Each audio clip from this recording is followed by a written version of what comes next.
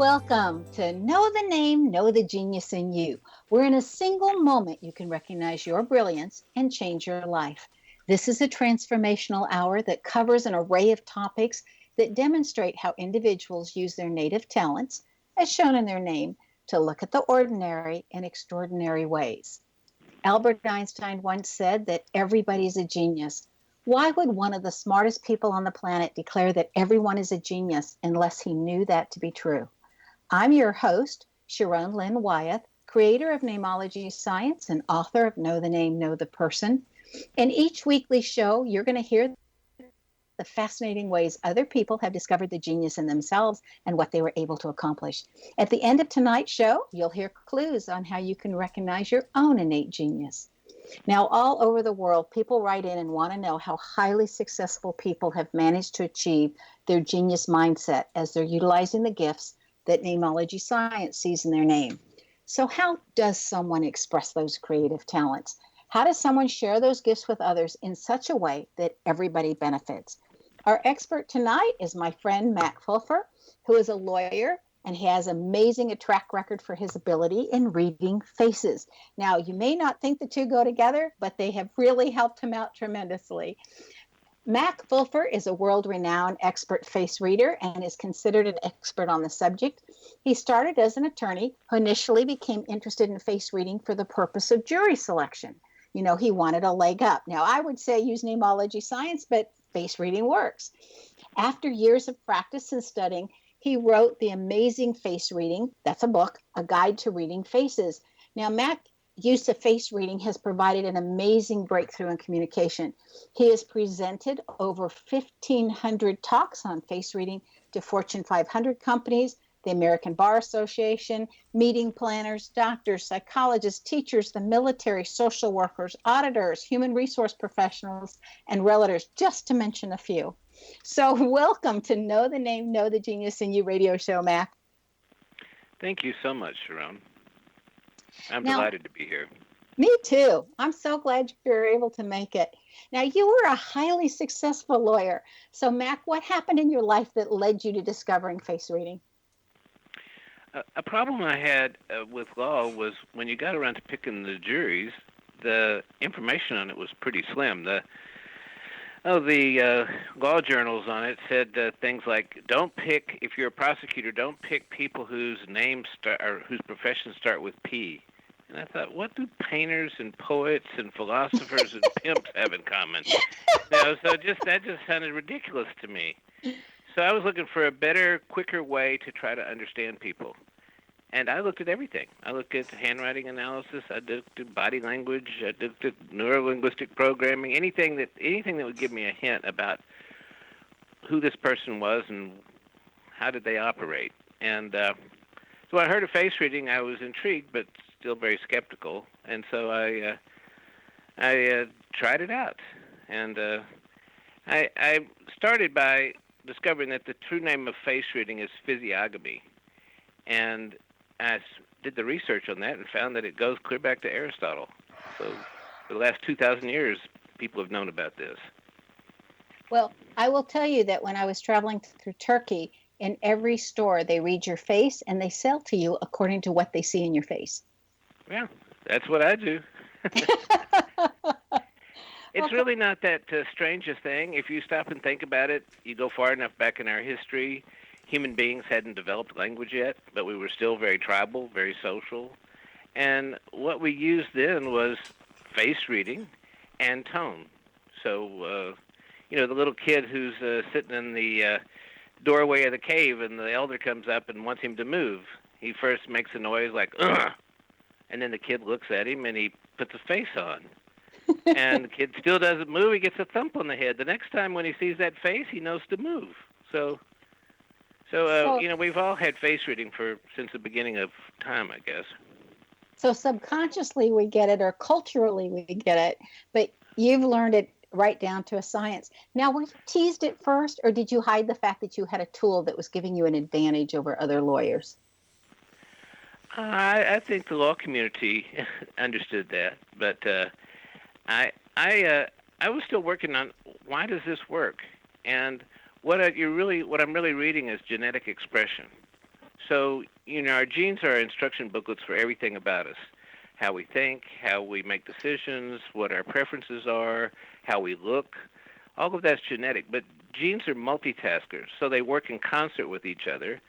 And the idea behind face reading is that these genes, that by understanding the physical aspect, you can understand the other genes that's connected to. So, for example, your nose. Your nose is created by a certain set of genes, but it's connected with other genes that say how we take in air, how we sustain ourselves, how we work. So, you can, and every part of your face means something. So, but, I was a skeptic, and so I had to validate this. And I read everything I possibly could on it, and then I started trying to put it together. The difference in what I do and what we all do, because as soon as you meet somebody, you get an impression. Like, Right. I like that guy, or I don't like her, but you don't know why you had that impression. Well, what you were doing was you were reading their face, but you were doing it on an unconscious or subconscious right brain feeling level. You had a feeling about the person, but you couldn't really reduce it to thought process. And what I did is I took all these features that we all automatically respond to and codified them. I turned them gave them a category, and then the most succinct meaning of what those features stand for. Do all cultures read faces the same way? Cultures read faces differently because, Chinese face reading goes back thousands of years, but they're trying to determine your qi or your energy level or the health, your physical health. I mean, there's all sorts of things that the Chinese are using. What I was interested in was personality. I wanted a personality profile that you could meet somebody and see them more like they see themselves than even their best friend. And that's the whole key. The challenge we have in our relationships with other people is we really don't know who they are. So we just project onto them that, well, they must be like us. And in our projections, we often miss the mark. So what I was looking for was not how our first impression of the person, but how they see themselves. So I had a student from Israel that writes in an email just now that said, can you tell me what feature shows that a person is cruel or hard or dishonest or mean? And I wrote him back and I said, well, you'll never be a good face reader because nobody will ever see themselves like that. They'll see themselves as I'm strong or I'm powerful, but they would never see themselves in a negative light. So what I'm looking for is how to see the person the way they see themselves. See, now that's really interesting because in the person's name, those kind of clues of could they be mean or do they have a propensity or are they honest? I feel like that all shows up in a name, but I love face reading. I mean, I've watched your cards and played with the cards that you did. Okay, everybody listening has this deck of cards besides this amazing face reading book that you can, look at the picture and look at the definition and really learn it that way. Okay, so Mac, this is the part of the show where we like to reveal a little bit about what your name says about you. Are you ready? Oh, yes. Okay, so now I'm going to go by your birth name other than just the Mac that you go by, because otherwise your name interpretation wouldn't make as much sense. And so you have in your name that you're very family oriented. So those people that you consider family, whether they're birth family, blood family, whatever, you're very family oriented. And it's like you all clan together or you all have each other's backs. So once you're part of the family, you're very good to those people and you're very good behind their back sticking up for them. Okay. And it says that, I love this part in your name. It says that life improves as you age. So the older you get, the better your life gets. It also says you're very good at seeing things from another people's point of view. Now, everybody that just heard him say that he's trying to do face reading to see things from their perspective, I want you to know that it's in his name. It's in his middle name, and it's the third to the last letter, which is the E toward the end. So I want you to know where I'm getting that from, and not just because I know him. Okay? And then it says that you have a tendency to be a workaholic, but you can be a great couch potato once you're done working. So once you're done for the day, it's like, okay, I'm sitting down. Don't ask me to get up. And if I could get somebody else to go to the bathroom for me, I'd let them. It's that type of thinking once you're done. Okay. That you can be overly sensitive to criticism, want to shut down and quit when criticized. So you've had to learn how to self-talk to get yourself back up. Your name indicates that you are a reader and that you love constant learning, and that you're very capable of being taught to be a superb writer. So you came in with that natural propensity, and so it just was a question of, did you want to learn how to use it? It also says that you have this curious combination in the name that says you can see illusions and that you're able to break through the illusions of others, which I always look at in a name and I always think, how are they using it? And how gently do we break through the illusions of others? Well, we need to take a break. You're listening to Know the Name, Know the Genius in You with Sharon Lynn Wyeth on X Zone Broadcast Network, xzbn.net. This show can also be heard on knowthename.com. And after the break, we're going to learn more about face reading. Stay tuned.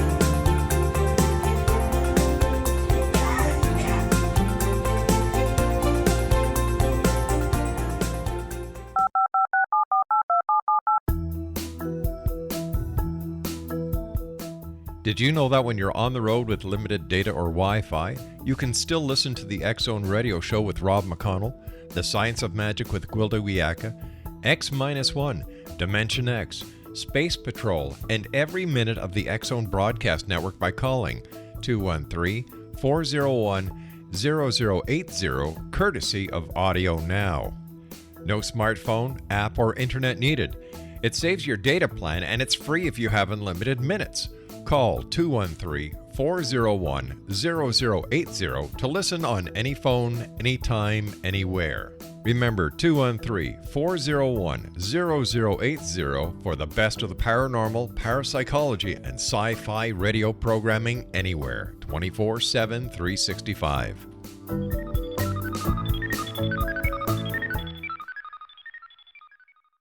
You have heard of the X-Zone? Now watch it on Simul TV. Plus 500 video games, live TV channels, free video on demand, worldwide, and more. Does this sound like tomorrow's television? Well, it is, but you can have it today, right now. It is Simul TV. Simul TV offers what the others only wish they could provide. 15 exclusive channels like X-Zone, sci-fi, and horror. We are worldwide. No other provider offers that. 500 built-in video games. No need to have an extra expensive system. We have them included. Free video on demand. Live streaming events from around the world. Interactive online network, and much more. Tomorrow's TV today. Simul TV. Sound too good to be true? Well, it's not. You can have Simul TV today. Sign up at simultv.com. Do it today.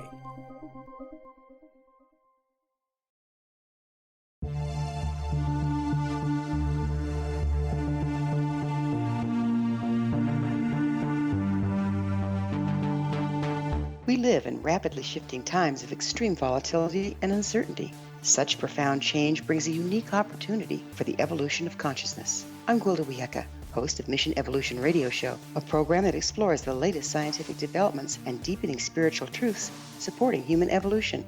Join me on xzbn.net, where I interview leading experts in science, physics, medicine, spirituality, and more. By applying divergent viewpoints to leading-edge topics, we uncover expansive and evolutionary truth to assist you on your path to enlightenment. More information and past episodes are available at missionevolution.org.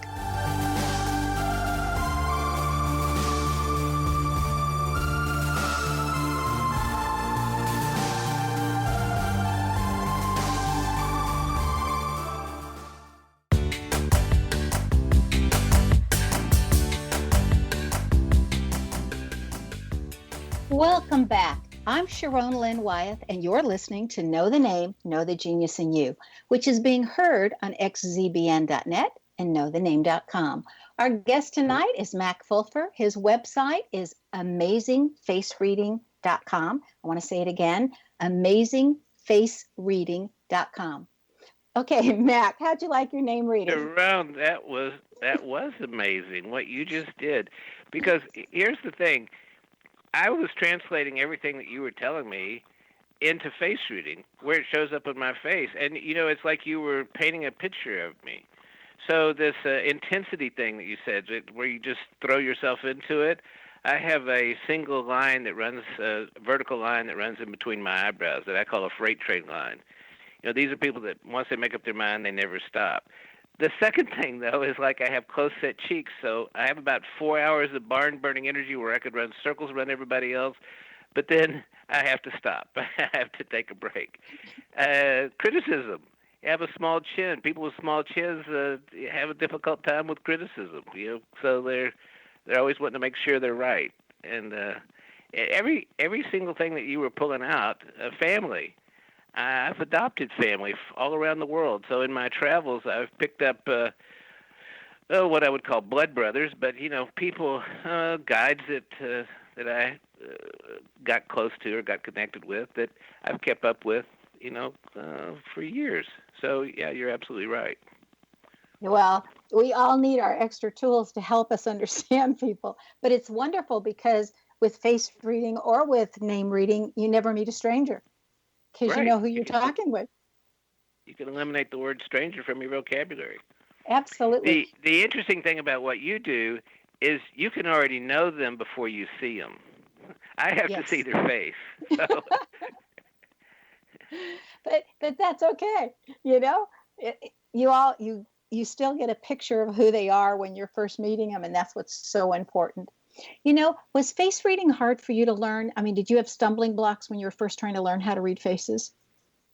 I had to validate it first. So I was an attorney, so I was skeptical of any woo-woo stuff. I mean, it was like, no, I have to see this proven. So after I'd read everything and tried to glean what I could from all these old books, I went out and started trying to practice it. So I set up a company with a friend of mine, and for 2.5 years we went out, and every weekend I set up a booth at every art show, Oktoberfest, Main Street, the Rattlesnake Roundup, any place there was people. We had a booth, and I would pull out a sign that said face reading guaranteed.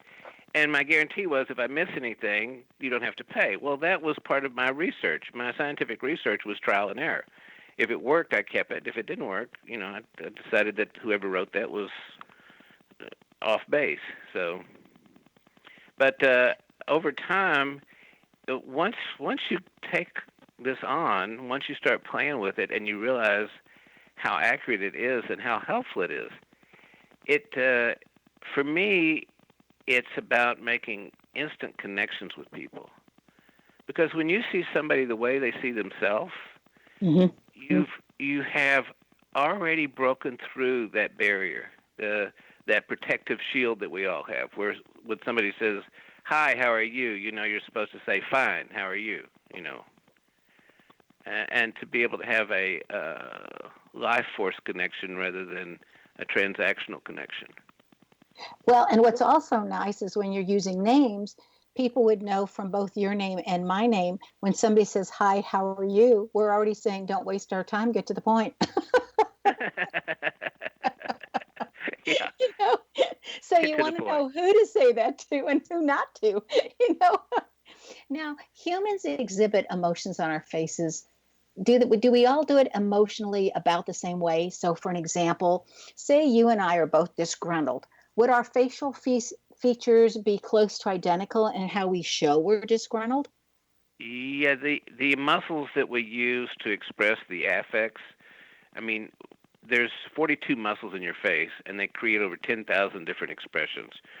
But the muscles that we use to express various affects, happy, sad, angry, disgusted, is exactly the same. We use exactly the same muscles, no matter what part of the world you come from, what race, religion, occupation, age, it's uniform. And that's why face reading works. because the way face reading works is when you look at somebody else's face, you imitate that image in your mind as though it was your face. It's something called mirror neurons. And then we respond to that as though it was our face. So when we see somebody who's disgusted, for example, that look on their face, when we put that in our mind and respond to it, it's like we don't have to think about it. We know, oh, he's disgusted. Now, face reading has such a rich, fascinating background that could probably fuel a discussion for hours. But millennials crave knowledge specific to advantages in the workforce. So I'm asking this question on their behalf. So how did you utilize face reading to help you with jury selection? I mean, I help different lawyers with jury selection through namology, so I'm interested to see how you've applied face reading to that process. Oh, I talk to hundreds of groups. So in sales, for example, to be able to look at somebody and know this is a person that likes to have a real world example. You don't give them the book. They want to see how it works first. They want somebody else's opinion. Or this is a person who just wants facts. So people with round eyebrows are people who are processing from a more feeling, a right brain perspective. And so their decision has to feel right before they pull the trigger. And they like input from outside. People with straight eyebrows, they don't care about anybody else's opinion. They think that they're smart enough. If you give them the facts, they can make up their mind in the moment. So, but just knowing how to approach somebody, finding the right person for the right job. So, who is the detail focused workaholic that puts their nose to the grindstone, and who's the visionary that sees the big ideas and the big pictures, but is not good with follow through? Almost every quality or aspect of our personality shows up on our face. So once you have the job description, you can match the job description to the person's face to find out a person that will be successful in that job. See, now I do that with names for different companies, like Mm-hmm. that detail-oriented person. I'm looking for lots of N's, Mm-hmm. for that person who's just going to pick up their workload and everybody else's. I'm looking for a first vowel of an A. I mean, I'm looking for different things. How did you use face reading, though, to help you with jury selection? Like with different juries, were you looking for, I want emotional people for this particular case, or I want factual people for this case, or were you doing that? Yeah, I had a case not too long ago that a lady had been run over by a city bus, and it had crushed both of her legs, so she lost both of her legs. So the city was refusing to pay more than $5 million. That was it. We're not going to pay any more than $5 million. And so we went to trial, and they brought me in as a consultant. And what I was looking for was two things. I was looking for people who had empathy, somebody who could put themselves in her position, and generous people. So by just looking at their faces, you could determine, is this person generous, or is this a person, when they pick up the quarter, the eagle starts screaming? So... and is this a person that cares about other people, or is this a person who just cares about themselves? So,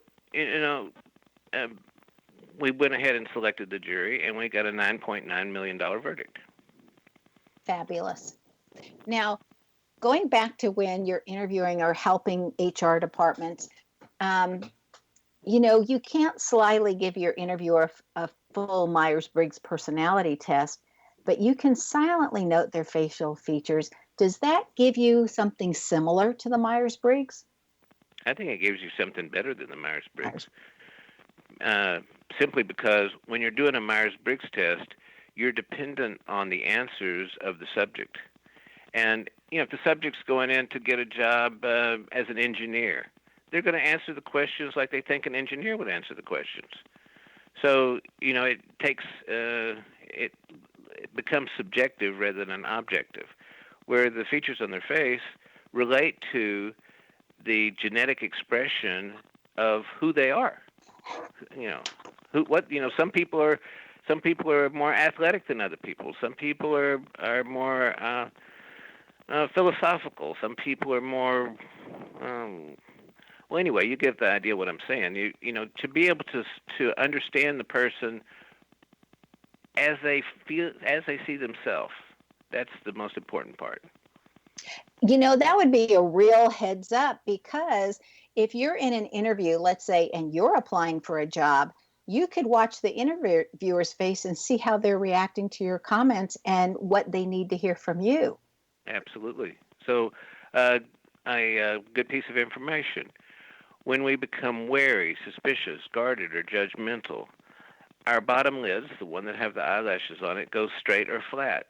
So if you're sitting in this interview talking with the person that you're trying to get a job from, if at some point you see those bottom lids go flat, you know that they just had a reaction to what was said. They just put up a wall. So the solution for that is, when you see that happen, to go, you look like you were having a problem with that. Could we go over that again? Okay, hold that thought right there, because we need to take another break. You're listening to Know the Name, Know the Genius in You with Sharon Lynn Wyeth on an X-Zone Broadcast Network, xzbn.net. This show can also be heard on Know the Name, and this show is dedicated to finding out more about face reading. And after the break, we're going to find out even more about how this can be applied. Stay tuned.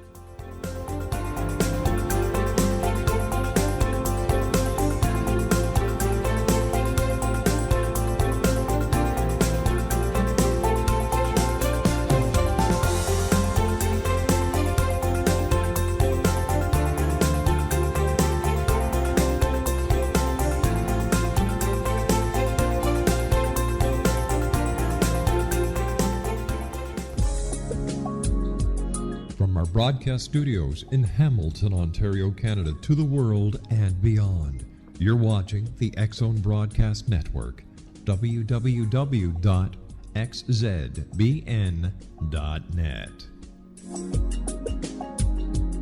AVS Media Den. You have heard of the X-Zone? Now watch it on Simul TV, plus 500 video games, live TV channels, free video on demand, worldwide, and more. Does this sound like tomorrow's television? Well, it is, but you can have it today, right now. It is Simul TV. Simul TV offers what the others only wish they could provide. 15 exclusive channels like X-Zone, sci-fi, and horror. We are worldwide. No other provider offers that. 500 built-in video games. No need to have an extra expensive system. We have them included. Free video on demand. Live streaming events from around the world, interactive online network, and much more. Tomorrow's TV today. Simul TV. Sound too good to be true?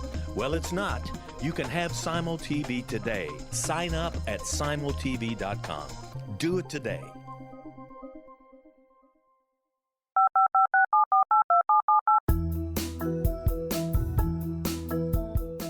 Did you know that when you're on the road with limited data or Wi-Fi, you can still listen to the X-Zone Radio Show with Rob McConnell, The Science of Magic with Gwilda Wiyaka, X-1, Dimension X, Space Patrol, and every minute of the X-Zone Broadcast Network by calling 213-401-0080, courtesy of Audio Now. No smartphone, app, or internet needed. It saves your data plan, and it's free if you have unlimited minutes. Call 213-401-0080 to listen on any phone, anytime, anywhere. Remember, 213-401-0080 for the best of the paranormal, parapsychology, and sci-fi radio programming anywhere, 24/7, 365.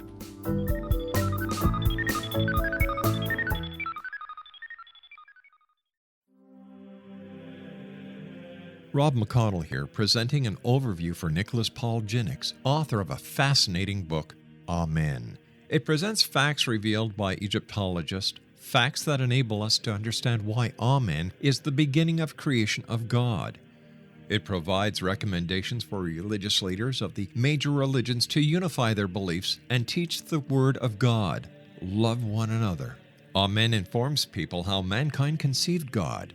It was the Egyptians that developed the concepts of a soul, a hereafter, and Son of God. And finally, after the worship of many gods, they conceived the belief in one universal God, the maker of all there is. For more information, visit www.futureofgodamen.com. That's www.futureofgodamen.com.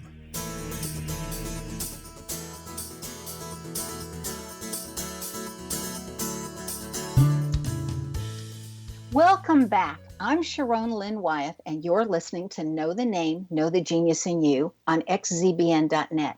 Our guest tonight is Mac Fulfer, who can be reached via his website, amazingfacereading.com. Now, his book is of the same name, and you can get it anywhere books are sold, like Amazon and Barnes and Nobles and other bookstores. It's a really popular book. So it's Amazing Face Reading is the name of the book and the name of the website.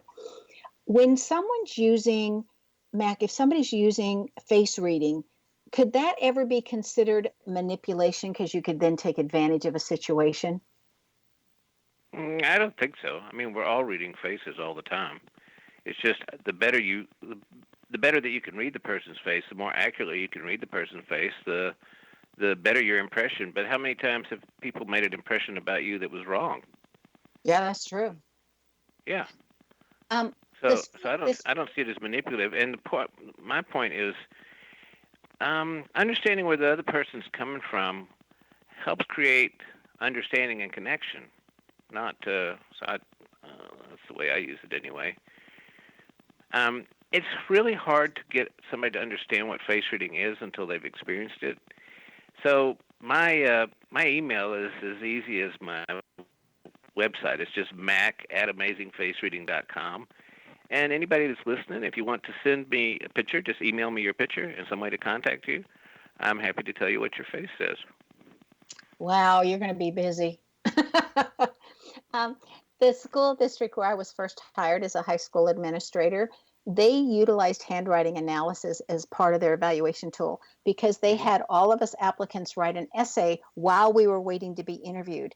And I thought they wanted an answer to see how we'd solve a problem. But it really turned out that they wanted a sample of our handwriting. And so do you find more and more employers using face reading as a technique to help them when they're hiring? Yes, I do. There's employers that hire me. I have presidents of companies that want me to go to dinner with them and some potential vice president pick that they have. And I just go as the company attorney. And I give them feedback about, what this guy's positive qualities are and what their liabilities are. I did that just recently. Well, I hope all of you HR personnel that love listening to this show are taking note because this is a wonderful tool along with Namology Science. Mm-hmm. Jim Kenney, a retired private investigator, also found face reading incredibly useful. And he said, this technique is the single most reliable thing as far as determining what the personality is. And he felt that it allowed him to see people for who they truly were opposed to how they wish to be perceived. Now, I'm going to jokingly say Jim obviously didn't know about names and namology science, but is there anything that face reading doesn't tell us? Well, face reading is not mind reading. So you can't say, what am I thinking? Face reading tells about the person's personality, how they make decisions, what their preferences are, but it doesn't tell you what they're thinking in the moment. So it's I think that's where we had the breakdown about manipulation, because I'm not trying to control the other person's mind or anticipate what they're thinking. I'm trying to connect with them from a space that they can relate to. That, yeah, that's me. That's who I am. Yeah, you got me. You understand me. And that creates a flood of information, because most of us go through life in our own little bubble. We feel like, people don't really get me. They don't really know who I am, and we try and we do our best, like you were saying. We do our best to try to create an image. But when somebody truly sees us for the way we are in a positive light, it really makes an impact. I will definitely agree with that. It's like everybody wants you to be their new BFF. Yeah, because it's like, wow, you know me better than my best friend. Exactly. Do do psychopaths learn to hide their expressions, or do their faces give them away? You're talking about liars now. So there's four different kinds of liars. So you've got the liar who practices the story over and over and over and over, but they tend to be too quick on the draw. You've got the liars who are a true sociopath. A true sociopath, once they've said something, then they're committed to that, and you could pull their fingernails out and they're not going to change it. You know, what comes out of their mouth becomes their truth for them. I don't know that you can really spot that so much. There's some people out there that are like that, but you'll see the tells. So when somebody's talking to you, here's the best way to spot a deception. When someone's talking to you and you see their upper eyelid, the one with the eyelashes on it, cutting their pupils, it's coming all the way down to the black dot in the center, cutting the pupil, flat bottom lids on the bottom, so their eyes appear to be pretty squinty, and just before they say something or just after they say something, the corners of their mouth turn down.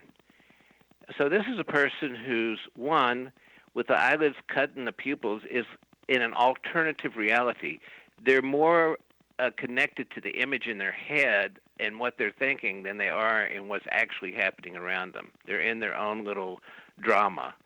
The flat bottom lids is they're trying to hide the fact that they're doing that. They're in a defensive posture where they're trying to wall out or seal out the external world. And when their mouth turns down, it says that they don't believe what they're hearing, but what they're hearing is their own words. So if the person doesn't believe their own words, they're trying to hide it from me, and they're also showing me that they're living in an alternative reality. I don't trust what they're telling me. Okay, so that's the second kind of liar. So one's the practice story, one's the psychopath.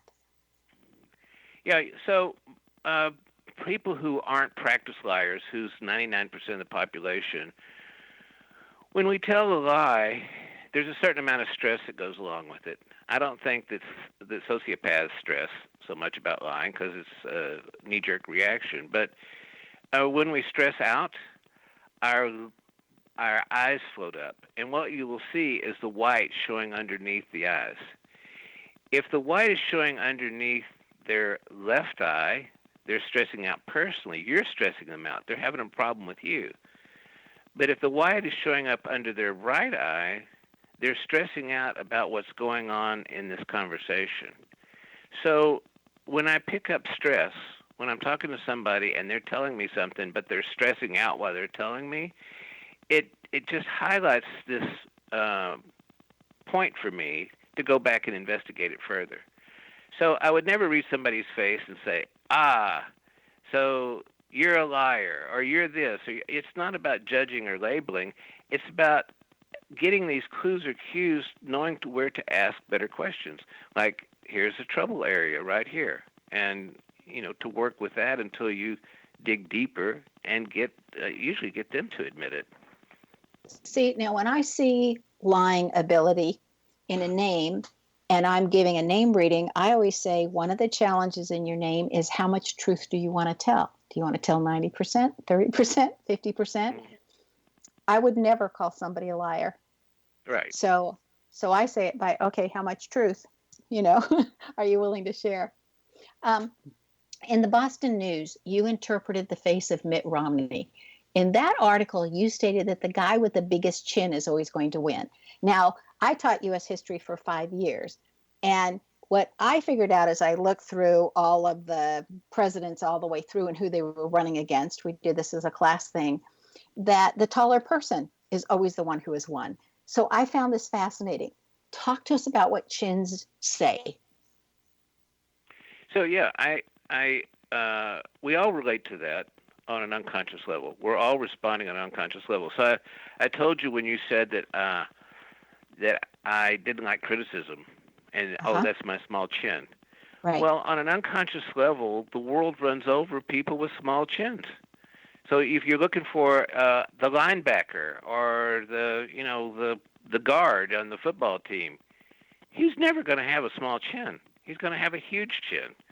Your chin relates to your toughness, your physical toughness, and it also relates to the ability to get the last word. So the person with the biggest chin can usually get the last word. And when we go to choose people like candidates for, like president, for example, do you want the wimpy guy or the strong guy? And it's an unconscious decision. It's things that we respond to. If the candidate is saying, "I'm going to fight for you," who do you want fighting for you? The NFL linebacker or the water boy? And Yeah. we make some of those decisions by what kind of chin they have, but we don't think about it. Oh, that is so interesting. I'd be curious with Stormy Daniels, who supposedly had an affair, and when her voice with Donald Trump, and her voice was analyzed using bioacoustics when she addressed it on television, and the results said she was making it up and was possibly being forced by others to accuse the president. So I would like to know what her face said when we come back from our next break, because we need to take our last break. This hour is going way too fast. Stay tuned to Know the Name, Know the Genius in You with Sharon Lynn Wyeth on xzbn.net and X Zone Broadcast Network and on knowthename.com. And stay tuned.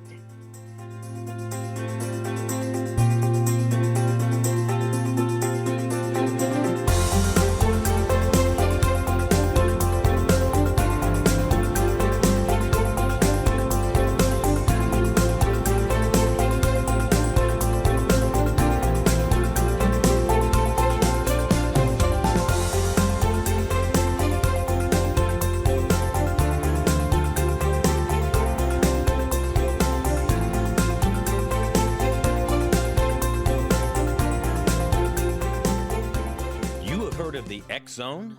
Now watch it on Simul TV, plus 500 video games, live TV channels, free video on demand, worldwide, and more. Does this sound like tomorrow's television? Well, it is, but you can have it today, right now. It is Simul TV. Simul TV offers what the others only wish they could provide. 15 exclusive channels like X-Zone, Sci-Fi, and Horror. We are worldwide. No other provider offers that. 500 built-in video games. No need to have an extra expensive system. We have them included. Free video on demand. Live streaming events from around the world. Interactive online network, and much more. Tomorrow's TV today. Simul TV. Sound too good to be true? Well, it's not. You can have Simul TV today. Sign up at simultv.com. Do it today. The new nonfiction book, Razor of Madness, is similar to cult movies like Clockwork Orange, Dragon's Tattoo, or The Other Side of Hell. Wayne Morin Jr. and Thomas Lee Howe will expose widespread and systematic deficiencies in this thought-provoking tell-all novel. Mind control rages among scholars in law schools. Human rights are ignored while thought reform and mental manipulation are accepted practices used as behavior modification. Dr. Louis Jolyon West comes to mind. Media and public scrutiny shows that United States mental hospitals are in fact destructive murder industries. Razor of Madness expose novel details this epidemic through an in-depth professional and personal investigation. For decades, there has been a revolving door policy that still releases killers and pedophiles back into society. The maestro of mind control continues to haunt America to this very day. Razor of Madness is available in paperback or as a downloadable ebook at Amazon.com.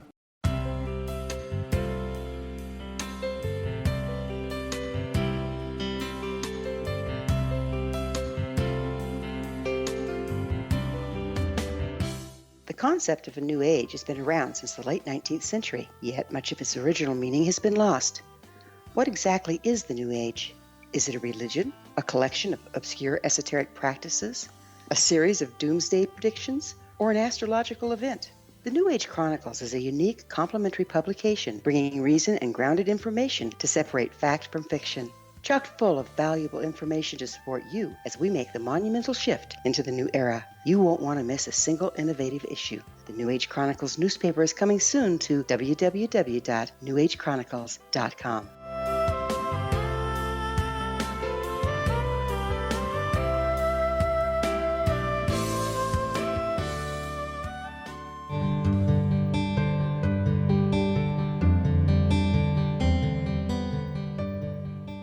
Welcome back. I'm Sharon Lynn Wyeth, and you're listening to Know the Name, Know the Genius in You. Our guest tonight is Mac Fulfer, whose website is amazingfacereading.com. And Mac has taken his ability to connect with others to a level where he's able to detect who a person really is by reading their face. And Mac has given us an incredible offer that if you want to write to him, Mac at amazingfacereading.com, and send a picture, that he'll be glad to do a mini face reading with you. So I think that's just incredible. Now, right before the break, we were talking about Stormy Daniels, and bioacoustics says that she was under duress and she wasn't telling the truth. But I'm wondering what her face said. Well, Sharon, I can't tell you about Stormy Daniels' face because I'm not looking at it, and I've only seen it a few times. But I can tell you this. Okay. That the information I gave you earlier about how to spot a person that's being deceptive is seen on Trump's face almost every time he talks. His upper eyelids cut his pupils in half, his bottom lids are totally flat, and his mouth turns down after he finishes talking. So he's in an alternative reality. He's defending a position that he knows is not correct, and when his mouth turns down, he doesn't believe it himself. So, I there could be two liars going on there, but for sure we got one.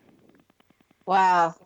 It's fascinating what you can tell from just being able to look at somebody.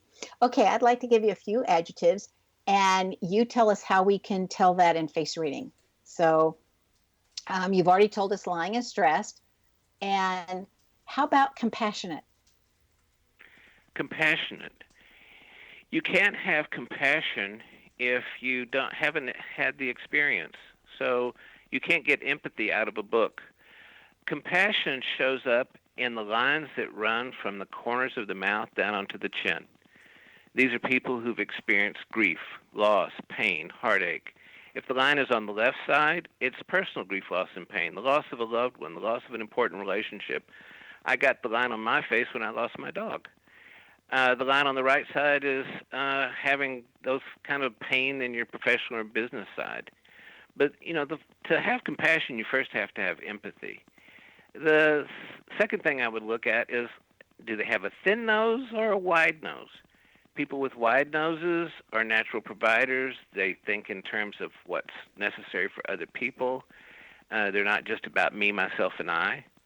So, the people with the broader noses would also be somebody that would tend to be concerned about other people's welfare.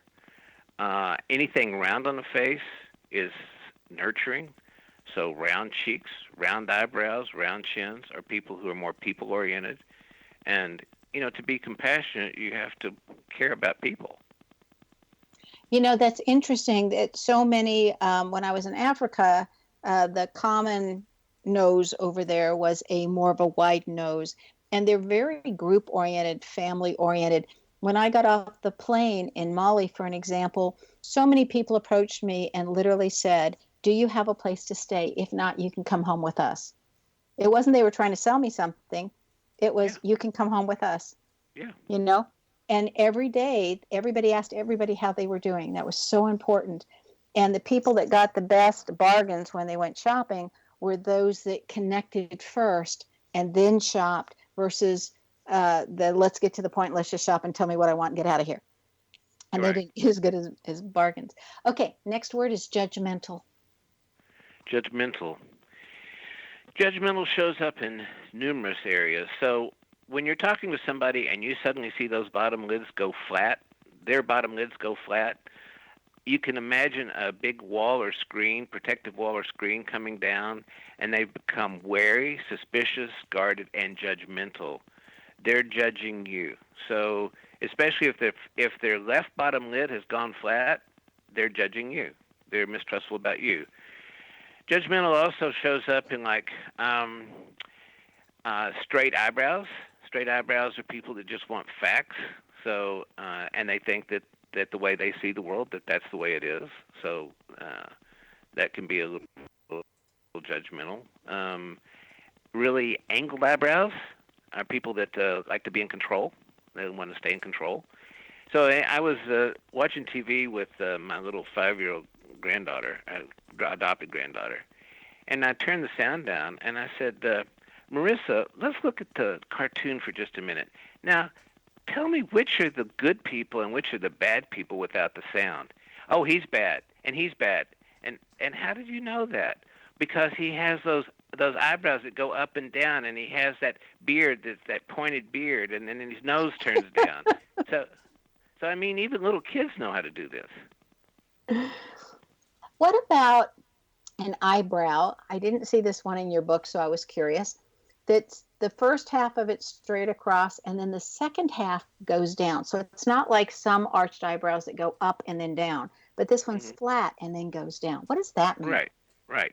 So the way you read eyebrows, if you start at a point directly between the eyebrows as the beginning, as you move outward along the eyebrow, you're tracking time. So at the beginning of whatever they're doing is going to be at the inside corners of the eyebrow. So what you're describing is somebody who starts out logical. They want the facts. When the eyebrow angles down, it means at the end they develop an opinion and they expect to have it their way. Oh, isn't that interesting? One of their way. Okay, what about if somebody's open-minded? How does that show up? Open-minded shows up with round bottom lids, somebody that doesn't prejudge, somebody that takes in all the information before they make up their mind. They have high round eyebrows. Things have to feel right to them first, and they take people into account. They like to get other people's opinion and other people's perspective and point of view. They have small ears, so they don't really listen with their ears. They listen with their eyes, which makes them more present moment because you really can't see into the future or the past. If you're looking at something, you have to be present in it if you're engaging with it. So, people with small ears listen with their eyes because they've got poor antenna. People with big ears listen with their ears. Oh, that's interesting. Okay, we spoke about when I was in Turkey and all those shop owners were doing face reading. You've traveled all around this world giving talks about face reading, Mac. Have you found other places where face reading is just a very common tool that people use? Yeah, it's different kinds of face reading from what I'm doing. So my purpose in face reading is not manipulative, and it's not to get the upper hand. It's to connect. It's to be able to understand this person the way they understand themselves, and to be able to see the positive qualities. So, for example, somebody that has really big, what I would call Bambi eyelids, like if you put on eyeshadow, you could see it from across the room. Those people have a high capacity for intimacy. They want a partner. When they commit, they totally commit, and they're very loyal in relationships. So you could either say you have a high capacity for intimacy, or you could say, if you're reading from the dark side, you're very clingy in relationships. And I choose to stay on the light side, to look at the positive qualities that the person has rather than trying to put them in a category, a judgmental category. I don't think that judgment. We don't need more judgment. Yeah, judgment doesn't create connection. Okay. What do wrinkles tell us? Your wrinkles are recording your life history. There's not a line on your face that fell on you from outer space. Every single time something of significance happens in your life, you're going to be adding to those wrinkles. So it changes the whole idea of beauty. Now our idea of beauty is what a corporation is trying to sell us, where, you have average ears, average nose, average mouth, no lines, and you want to look younger and younger. And that's held up as like, this is what beautiful is supposed to look like. And there's a multi-billion-dollar industry out there trying to convince us of that. But really, the most beautiful faces to me are the ones that are covered with wrinkles. They're not wrinkles for me. They're face prints. It's like they're telling their life story. and it tells you the places that they were courageous, the places where they had to rise to the occasion, the places where they hurt, the places that they were overwhelmed, the places where they've struggled to improve themselves, to improve their mind, their focus and discipline. I mean, your whole life history is written in the lines on your face. Mac, I want to thank you for being with us. This hour just went way too quickly, and it was such a joy to have you on the show. Thank you so much. Thank you, Sharon. I enjoyed this so much, and I look forward to talking to you in the future. Thank you. Now, Mac gives classes in how to do face reading. And again, you can find that out on his website, amazingfacereading.com, and they're incredibly reasonably priced. Now, Mac's name indicates that he excels at connecting with people and being able to read them easily, seeing through any illusions that they might be projecting. And this is found in the letter combination A followed by an L, so an AL. And if your name has the consonant cluster AL anywhere in your first or middle name, you may succumb to illusion until you find the tool that assists you to see through the illusion for both yourself and others. Do you want to know where your genius lies? I'm Sharon Lynn Wyeth, host of the radio show, Know the Name, Know the Genius in You, which can be heard every weekday at various hours right here on xzbn.net radio and X Zone radio station and knowthename.com. Knowthename.com is also how to connect. We love your opinions. Tune in to the fascinating ways other people discover things right here every week. This is Sharon Lynn Wyeth signing off.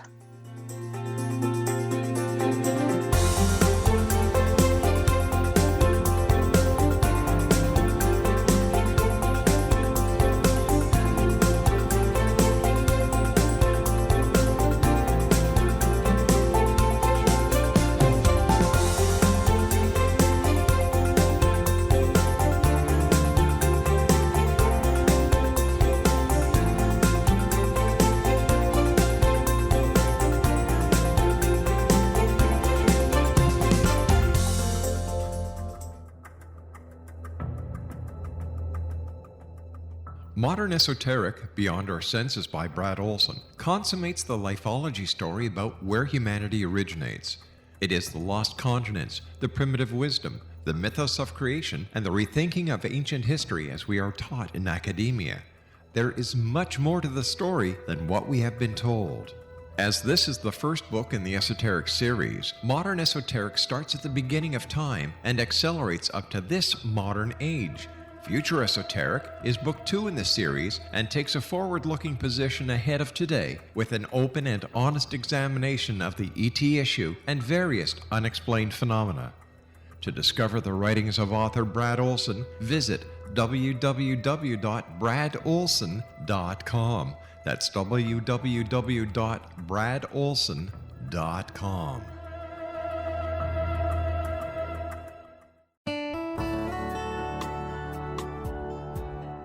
Are you or is someone you know struggling with addictions, depression, anxiety, relationships, low self-esteem, lack of confidence, grief, success, and prosperity? Do you know that your subconscious belief plays a big role in the outcome of your hard work? We can help you permanently change the beliefs that may be the reason for your struggles and failures. We care about getting you the return on your investment and the results you are looking for. We can help you be free of the limitations of your past and in realizing your highest potential. We work with people by phone and Skype. For more information, visit us at www.ritasoman.com. That's www.ritasoman.com.